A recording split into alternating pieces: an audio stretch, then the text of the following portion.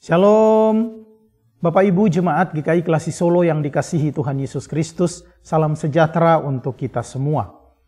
Pagi hari ini saya mengajak kita untuk merenungkan firman Tuhan melalui program Bina Iman GKI Klasi Solo hari Sabtu tanggal 6 Mei tahun 2023. Firman Tuhan yang kita renungkan pagi ini terambil dari Alkitab Perjanjian Lama, yaitu kitab Yeremia pasal 26.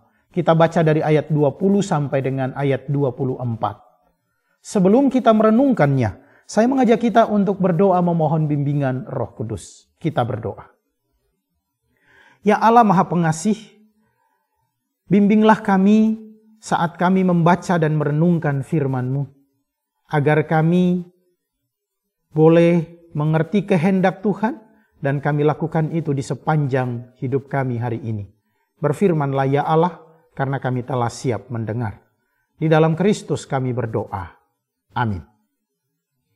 Yeremia pasal 26 ayat 20 sampai dengan ayat 24, firman Tuhan berbunyi, ada juga seorang lain yang bernubuat demi nama Tuhan, yaitu Uria bin Semaya dari Kiryat Yearim.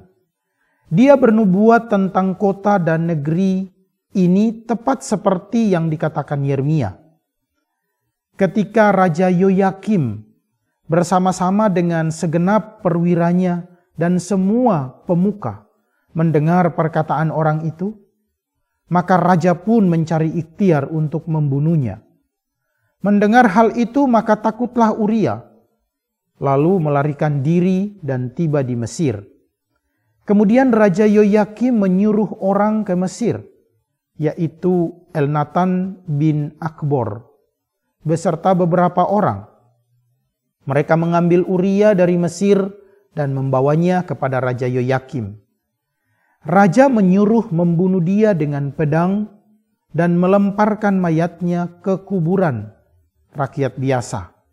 Tetapi Yeremia dilindungi oleh Ahikam bin Safan, sehingga ia tidak diserahkan ke dalam tangan rakyat untuk dibunuh. Demikianlah firman Tuhan. Bapak Ibu yang terkasih, tema renungan Bina Iman hari ini adalah dengarkan firman Tuhan, maka engkau akan diberkati. Kalau kita perhatikan bacaan ini, di sana kita temukan seorang raja yang bernama Yoyakim. Dia adalah Raja Yehuda. Ketika Uria menyampaikan firman Tuhan kepadanya dengan tujuan agar ketika ia menyesali dosa-dosanya, ia menyadari pelanggarannya dan kembali kepada Allah, maka hidupnya dan rakyatnya, bahkan kotanya diberkati. Namun apa yang terjadi Bapak Ibu? Ketika Uria menyampaikan firman Tuhan untuk menegur Raja Yoyakim, muncul amarahnya sehingga Uria dibunuh. Bapak Ibu yang terkasih, saya ingin mengajak kita untuk melihat dua model kehidupan. Yang pertama adalah Uria. Dia adalah seorang pelayan Tuhan yang setia. Meskipun ia setia menyampaikan firman Tuhan, namun akhir hidupnya ia dibunuh oleh Raja Yoyakim. Maka melalui pengalaman hidup Uria, saya ingin mengatakan kepada kita pelayan-pelayan Tuhan, beranilah ambil risiko di dalam menyampaikan firman Tuhan. Apapun yang kita alami di dalam kehidupan kita sebagai pelayan-pelayan Tuhan, beranilah ambil keputusan untuk siap menghadapi, meskipun itu berat dan sulit.